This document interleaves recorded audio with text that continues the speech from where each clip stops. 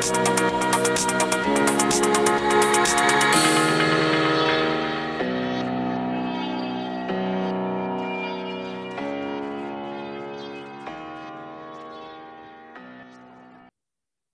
pessoal, tudo bem? Aqui é o Caio Florino, ano de 2021, na cidade de São Paulo, mais uma vez trazendo informações inéditas sobre o que há de melhor no mundo da saúde e da nutrição, que geralmente só existem em língua inglesa. Então aproveite para curtir o vídeo, pessoal, porque hoje eu vou falar mais uma vez sobre dieta low carb, mas dessa vez eu vou compará-la com a dieta mediterrânea e, é claro, outras dietas, como sempre faço, mas dessa vez eu tenho um estudo interessantíssimo aqui, ó. Vamos ver passo a passo quais dietas são melhores a longo prazo e a curto prazo, enfim, quais elementos da dieta mediterrânea são mais benéficos, quais alimentos, se é o azeite, se é o vinho, se são os grãos, enfim, vamos passar um pente fino aí e começar com esse estudo interessantíssimo. Um estudo comparando 3 dietas ao longo de 2 anos. Isso, essas barras aqui embaixo são os meses de estudo, então temos 2 anos de estudo, que são 24 meses, comparando 3 dietas diferentes, ou seja, teve um grupo de participantes que seguiu a dieta mediterrânea, outro grupo que seguiu a dieta low carb, outro grupo que seguiu a dieta baixa em gordura. Então, qual foi melhor a longo prazo? Adivinhe, muitos de vocês já sabem. A curto prazo, todos emagreceram, no entanto, na dieta low carb, os indivíduos emagreceram muito mais, olha aqui. Em seguida, a dieta mediterrânea, quase a mesma coisa que a dieta baixa em gordura no começo, mas a longo prazo se mostrou benéfica também. Ao final de 2 anos, ambas as dietas mediterrâneas e low carb funcionaram muito bem, foram bem superiores que a dieta baixa em gordura. Ou seja, qual é o denominador comum entre essas duas dietas que funcionam? Dieta mediterrânea e low carb. É o consumo de gordura, gorduras boas, que são azeite, manteiga, gordura dos laticínios, gordura animal. Isso tudo é o que há em comum entre essas dietas. E a dieta baixa em gordura, as pessoas podem até emagrecer um pouco no começo, mas depois fica insustentável. Fica muito difícil emagrecer. Então, vamos entrar em mais detalhes sobre esse estudo, pessoal, que eu tenho aqui todas as informações. Esse estudo foi publicado na New England Journal of Medicine. E ele se chama, olha, eu vou postar o estudo para vocês verem aí o título dele. Traduzindo para o português, se chama Perda de Peso com a Dieta Mediterrânea, Low Carb ou Baixa em Gordura. Então, eu tenho um estudo aqui em mãos, pessoal, vou ler para vocês. O método do estudo. Nesse ensaio clínico de 2 anos, nós distribuímos aleatoriamente 322 indivíduos moderadamente obesos, ou seja, as pessoas que fizeram parte dos estudos eram indivíduos moderadamente obesos, que seguiram as dietas diferentes ao longo de 3 anos. Qual foi a idade média? Idade média de 52 anos de idade, com índice de massa corporal de 31, ou seja, eram obesos. 86% dos participantes eram do sexo masculino, então na maioria masculina, e eles foram submetidos a uma das 3 dietas. Como eu falei, dieta com baixo teor de gordura, que é a que foi pior, dieta com restrição calórica, aliás, a dieta com baixo teor de gordura foi restritiva em calorias também. Olha que interessante, e não deu certo a longo prazo, é claro, porque as dietas baixas em gordura geralmente são baixas em calorias também, porque a gordura tem mais calorias, mas isso não significa que vão dar certo, não significa não. Muito pelo contrário, os estudos mostram o oposto. Daí que está o paradoxo. Então, a dieta com baixo teor de gordura foi a pior, a mediterrânea ficou em segundo lugar e a dieta baixa em carboidratos foi a melhor. E a dieta baixa em carboidratos não houve restrição calórica. Os indivíduos foram permitidos consumir os alimentos na low carb à vontade. E olha que incrível. A conclusão dos pesquisadores foi: a dieta mediterrânea e dietas baixas em carboidratos são alternativas eficazes com relação a dietas com baixo teor de gordura.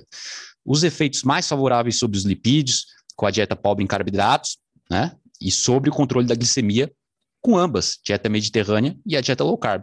Então, ambas foram boas para reduzir a glicemia. É claro que a low carb geralmente funciona melhor nesse sentido. Então, esses estudos sugerem que as preferências pessoais e considerações metabólicas podem informar o uso individualizado de intervenções dietéticas.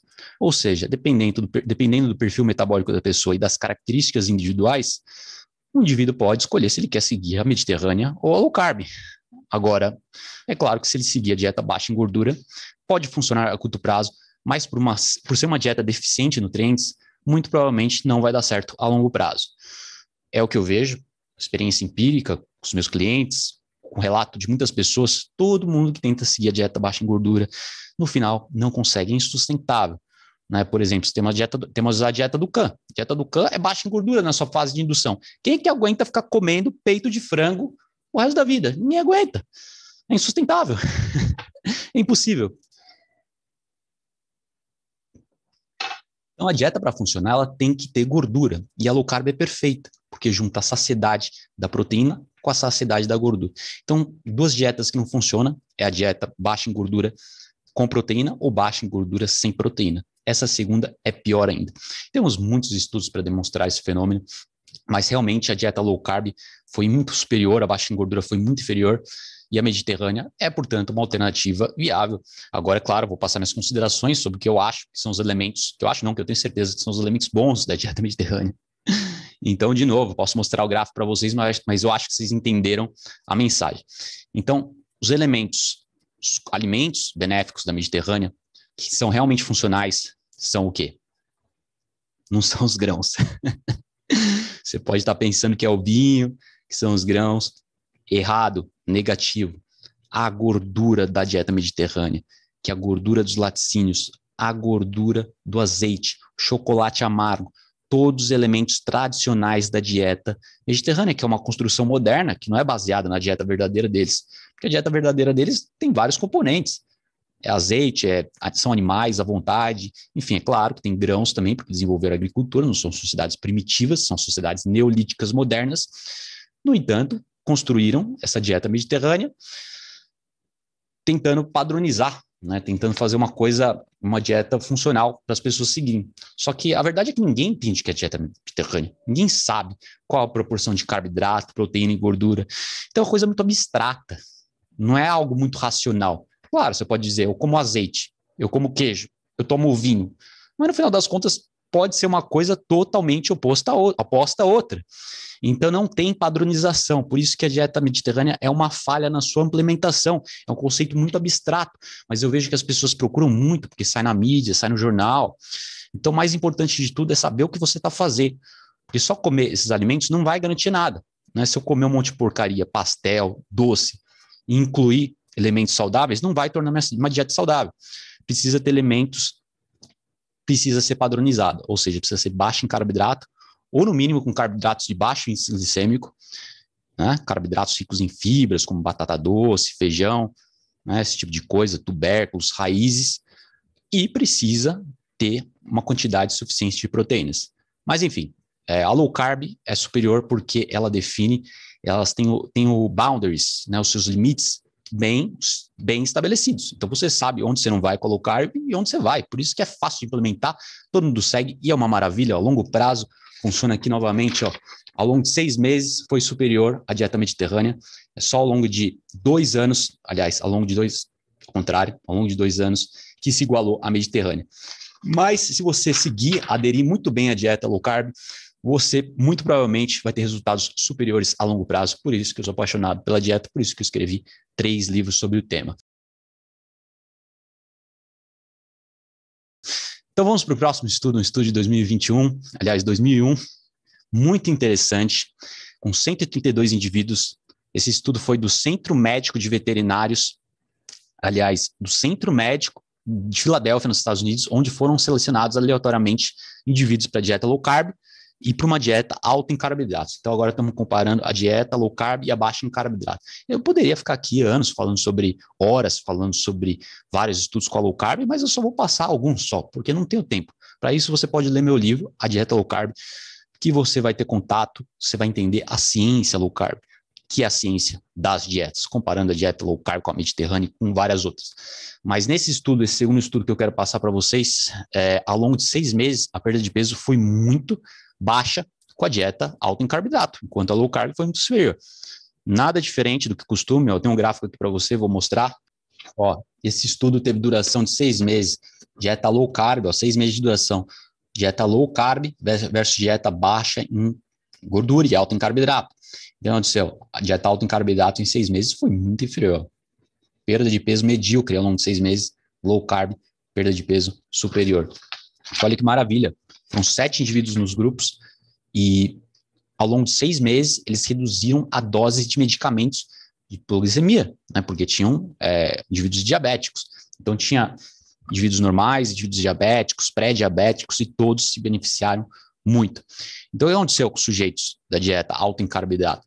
Bom, basicamente, eles perderam muito pouco peso, como eu mostrei aqui no gráfico, mas não teve quase nenhuma diferença no seu perfil metabólico. Nada mudou. Então, continuaram com triglicéridos altos, continuaram com HDL alto, nada mudou. Né? Uma pessoa, inclusive, teve que iniciar ela teve que iniciar uma terapia medicamentosa, porque ela ficou mais diabética ainda.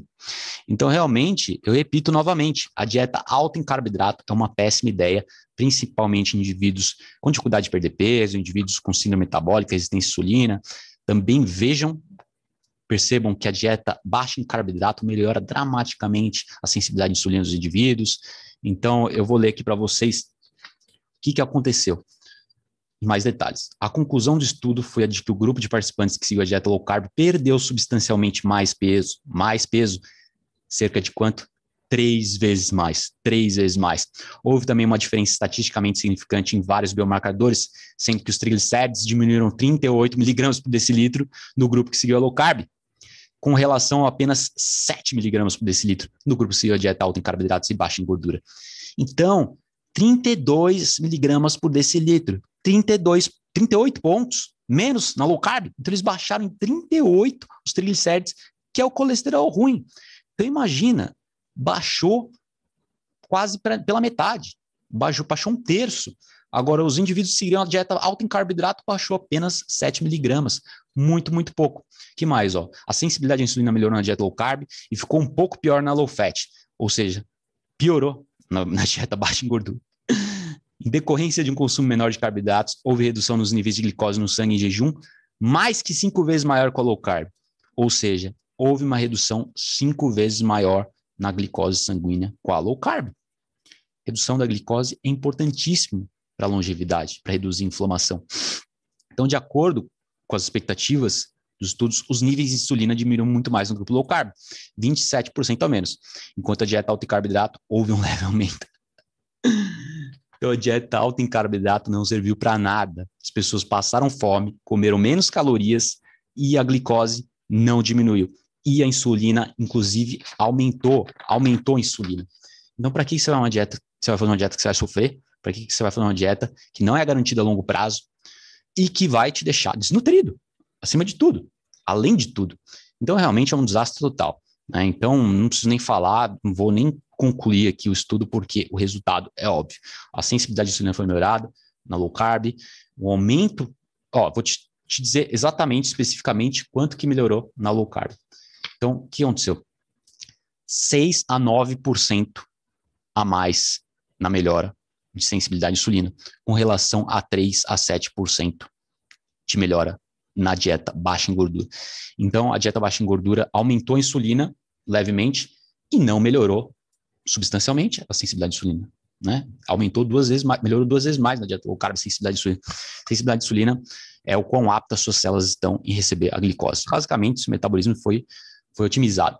Então, mudando um pouco de assunto agora, pessoal, vamos aos benefícios das dietas em termos de prevenção de doenças. Né? No caso, eu tenho falado bastante sobre o câncer, doenças cardíacas, os últimos vídeos mais sobre o câncer, que foi o foco da semana passada. Então, eu falei um pouco sobre os esquimós, sobre as tribos do Canadá, que seguem a dieta low carb 100%, cetogênico, o ano inteiro praticamente, tem índices baixíssimos de câncer. Na verdade, o índice foi aumentando conforme eles se tornaram mais ocidentais, conforme eles foram se misturando, passaram a viver nas cidades, conforme eles foram ficando civilizados. Então, basicamente, os primitivos não tinham câncer. Vou mostrar todos os dados para vocês entenderem. Então, temos estudos com gêmeos também, mostrando evidência clara contra a noção predominante de que genética é a base, é a origem do câncer. Não tem nada a ver. Então, podemos observar isso em estudos com gêmeos, podemos constatar em tudo que é tipo de estudos com ratos, enfim, sociedades primitivas, epidemiológicas, observacionais e assim vai. Prospectivos, retrospectivos, temos tudo que é tipo de estudo com câncer, mostrando que 5% deles são genéticos, de origem genética, em torno de 19% de origem viral, que é aproximado, é claro, mas o principal é a epigenética, que significa a sua dieta e seu estilo de vida, como eles afetam a expressão dos seus genes e a progressão das doenças. Então, Os estudos são diversos, também temos estudos com imigrantes, por exemplo, imigrantes chineses que migraram da China para os Estados Unidos e o padrão de câncer muda totalmente. Então, na China, eles têm certos tipos de câncer, quando eles vão para os Estados Unidos, eles passam a desenvolver outros, por conta da dieta, é claro. Só que, em geral, o câncer aumenta, porque a dieta chinesa mais tradicional é menos conduziva ao câncer. É claro que eles estão se tornando mais parecidos com os ocidentais, estão se industrializando aos poucos, então a coisa está mudando lá também. Mas gêmeos idênticos, por exemplo, eles compartilham 50% aliás, gêmeos fraternos compartilham 50% do material genético e os gêmeos idênticos compartilham 100%. Né? Mas então você pode comparar o prognóstico de doenças dos gêmeos que viveram em famílias diferentes ou têm hábitos diferentes, enfim.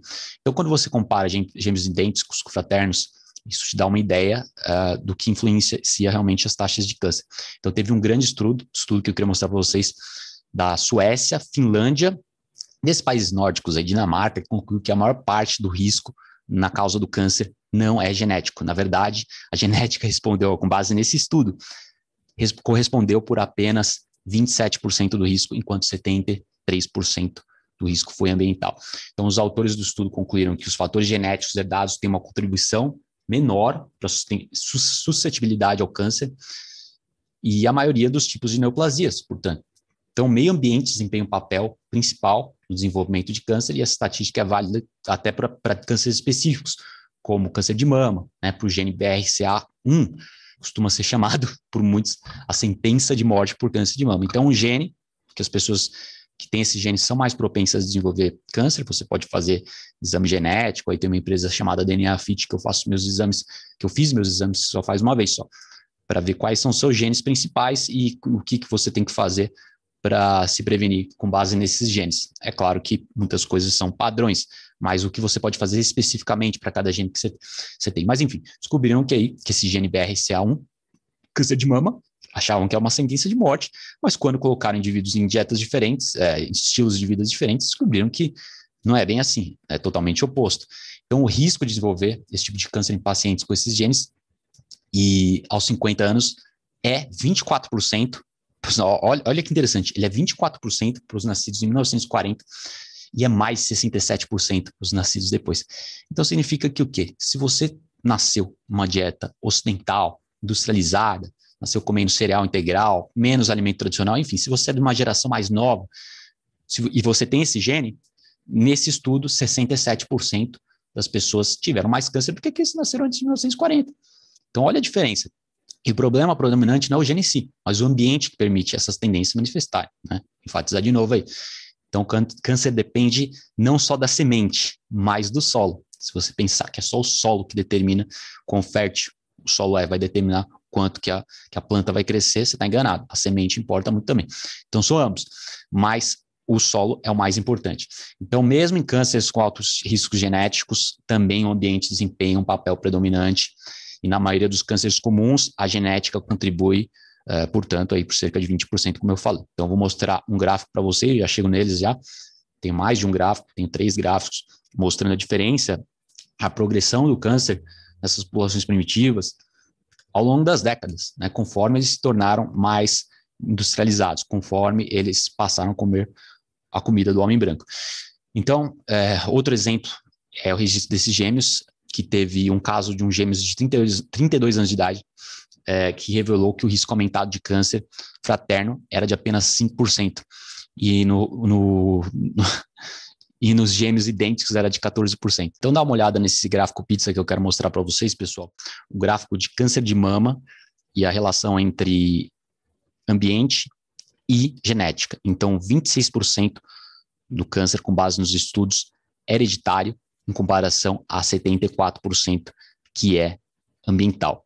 Já o câncer coloretal, 33% é genético e 67% ambiental. Como vocês podem ver aí, em torno de 2/4, aliás, 1/4 genético e 3/4 ambiental. Então, eu tenho outros gráficos aqui sobre as sociedades primitivas que eu prometi para vocês, pessoal, eu vou passar aqui, mas basicamente não é genético. Isso torna ainda mais claro que quando olhamos para as mudanças de risco de câncer, quando uma população muda. Então, população chinesa migrando para outros países, principalmente Estados Unidos, Os indianos se mudando para os Estados Unidos também. Então, tem exemplos de várias culturas, várias culturas.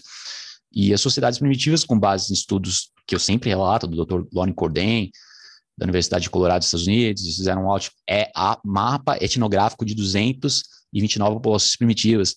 Eles não encontraram câncer. Stefan Lindenberg também, nas populações lá da Polinésia Francesa, teve 3 populações lá da Polinésia Francesa, teve os Pucans, Pucaleulans e os Quetava. Todos consumiam a dieta tradicional e em meio a 700 habitantes, 3 mil habitantes em cada uma dessas populações altamente primitivas, com baixíssima influência ocidental, não tinha nem 1% dos casos de mortes por câncer. Os pesquisadores ficaram lá anos, né? O Lindenberg ficou, que é um pesquisador sueco, ficou lá 4 anos, mais ou menos, vivendo em meios primitivos, fazendo exames periódicos e observando as causas de morte, e não achou nenhuma causa de câncer, de morte de câncer. Então, é incrível como os estudos mostram de forma arrebatadora nesse sentido. Agora, se você pegar também os esquimós da Groenlândia, do Alasca, do Canadá, é incrível. Antes, lá no começo do século, eu vou chegar no gráfico para vocês, menos de 1% das mortes eram de câncer. Daí foi progredindo para 5%, 10% na década de 50, 60. Daí quando chegou lá em 1980, 1990, era quase a mesma coisa que o homem moderno. Então foi se misturando aos poucos. Né? E também temos resquícios fósseis, múmias, né? Esses aí não são particularmente esclarecedores, mas temos exemplos aí de várias sociedades aí, neolíticas, onde o câncer era presente já. Então o câncer já se tornou presente a partir do advento da agricultura, quando o ser humano parou de caminhar horas e horas por dia e começou a trabalhar na roça, ao invés de trabalhar caçando, e a dieta mudou para um padrão mais baixo em carboidrato, de um padrão mais baixo em carboidrato para um padrão mais alto em carboidrato. Então, assim, muita coisa mudou na história do ser humano que possibilitou o câncer. Vários elementos, toxinas da dieta, glúten mais adiante, enfim, várias coisas que não tinha nas sociedades aborígenas indígenas, como os nativos americanos canadenses do início do século XX, que foram amplamente estudados, né? Todos os grupos étnicos americanos, enfim, mexicanos, índios brasileiros da Amazônia. Então vamos aqui ao gráfico, sem mais delongas. O gráfico, vou mostrar a imagem para você no gráfico, dá uma olhada aqui, pessoal. Então esse gráfico é o gráfico de aumento da incidência de câncer em nativos canadenses, as tribos canadenses. Então você vê lá no começo, em 1972, mais ou menos 10% da população tinha câncer. Eles já estavam se misturando já, né? Porque esse gráfico aí, na verdade, ele remete lá ao século anterior, ao século XIX. Então, no século XIX, praticamente menos de 1% de câncer, né, constatado pelos estudos com esquimós. E nesse grupo específico, a partir da década de 72, se manteve um pouco estável, né, porque já tinha uma certa mistura, mas não de uma hora para outra, não foi tão súbito, foi mais gradual. A partir do final da década de 70, eles passaram a morar nas cidades, daí a coisa pegou fogo mesmo. Daí subiu que nem um foguete, o câncer, pode ver aí que chegou a 30% da população com câncer. Isso aí é o que vale aos padrões modernos, é o que vale ao que a gente morre agora no Brasil, nos Estados Unidos, países modernos, ocidentais, desenvolvidos. E eu tenho outro gráfico para mostrar para vocês, pessoal. Mais as taxas de câncer dessa população aí, canadense, Ojibawá, esquimós. Então, nesse caso do Canadá, realmente, seu pool genético não mudou nada, né? Apenas o que mudou foi a dieta. Então, a incidência de câncer aumentou muito. E olha que interessante, tabagismo caiu. Então, esse é o padrão muito comum. Tabagismo caiu. O que a gente vê aqui no Brasil, nos Estados Unidos? Antigamente, 40%, 50% das pessoas fumavam. Era moda fumar. Agora saiu da moda. 18% da população fuma, mais ou menos. E o que aconteceu com os níveis de câncer no Brasil e nos Estados Unidos? Subiram. Antigamente, 10% da população morria, em meados do século XXI. Do século XX, aliás. 10% da população morria de câncer. Agora é 1/3. E a tendência é subir para 50%. E a mesma coisa aconteceu com essa população canadense, desses nativos da Ojibwa, que o câncer foi diminuindo, aumentando, aliás, conforme o tabagismo foi diminuindo. Então é impressionante para vocês verem que tabagismo, é claro, causa câncer, mas não é o fator principal. O fator principal é a dieta ocidental, rica em carboidrato, rica em óleos processados, cheio de porcarias. É realmente um desastre total. E a doença cardíaca é a mesma coisa. Nesse século, menos 5% da população morria de doenças cardíacas. Né? Um estudo com prisioneiros da Inglaterra, ele mostrou que 0,5% dos prisioneiros morreram de câncer. Um estudo aí no século XIX. você vê as populações, estou falando de câncer agora, mas doenças cardíacas, se pegar as estatísticas do governo, começo do século, era bem menos de 5% da população que morria de doenças cardíacas, né? Eles morriam de doenças infecciosas, enfim, era outro padrão, não eram as doenças degenerativas modernas, que é o que mata o homem moderno atual. Então, vamos aqui para o próximo estudo, vou mostrar para vocês aqui, e esse gráfico da incidência de câncer na Groenlândia, nos esquimós. Então, vocês podem notar que no começo, aqui na década de 50, o padrão era 20 pessoas para cada 100 mil habitantes. 20 mil pessoas morrendo a cada 100 mil habitantes. Pouquíssima incidência, né? Pessoas que contraíam câncer, desenvolviam câncer. Daí, com o passar do tempo das décadas, foi se tornando muito mais preponderante, né? Foi uma curva contínua aí, uma linha contínua que chegou a 90 pessoas para cada 100 mil habitantes. Então, aumentou aí em 5 vezes ao longo das décadas. O padrão de câncer é muito diferente. Essa linha de baixo aí são tipos de cânceres tradicionais, e a linha de cima são os cânceres modernos. Os cânceres tradicionais, entre aspas, são tradicionais em países pobres, populações rurais, aquele padrão antigo, onde não tinha antibiótico, as pessoas pegavam câncer de Epstein-Barr, desses vírus, de vírus, né? Na verdade, eles morriam por infecções e também contraíam cânceres de origem virais. Como eu falei no começo, em torno de 19% estimado por alguns estudos. Mas os cânceres de origem metabólica se tornaram mais presentes conforme eles se misturaram com o homem moderno. Então, você vê aqui no começo do gráfico, em torno de 20 a cada 100 mil habitantes, porque eles já estavam um pouco misturados já na década de 50, mas foi aumentando, subindo aí nos séculos ao longo das décadas. Mas também, como eu falei, antes de 1950, era muito mais baixo que isso. Mas como os grandes exploradores observaram, o começo que eles observaram, né, os cânceres que foram primeiramente observados nessas populações eram cânceres de origem viral. É uma porcentagem muito mais baixa. Mas isso porque se misturaram com o homem moderno. Não é um padrão tradicional em si. Então é isso, pessoal. Alguma dúvida? Se quiser, pode perguntar. Espero ter esclarecido bastante. Espero ter distinguido bem a dieta low carb versus a cetogênica. Lembre-se, consuma gordura, azeite, manteiga, gorduras saudáveis, óleo de coco e evite tudo que é processado, pessoal. Assim você vai aumentar muito sua saúde e sua expectativa de vida. Vamos lá. Abraço.